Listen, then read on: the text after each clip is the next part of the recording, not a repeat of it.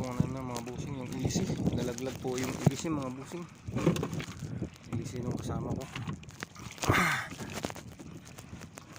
Hanapin po namin.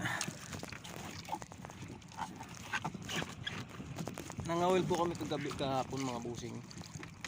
Tapos naparumbo kami sa mababaw. Dito nga po nahugot po yung ihi.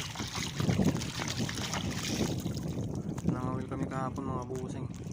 Hindi ako nakapag-upload nakapag-video kahapon mga busing, gawa ng nalupat po yung cellphone ko eh. Ngayon po hanapin namin yung ihi kung saan po banda na ano yun.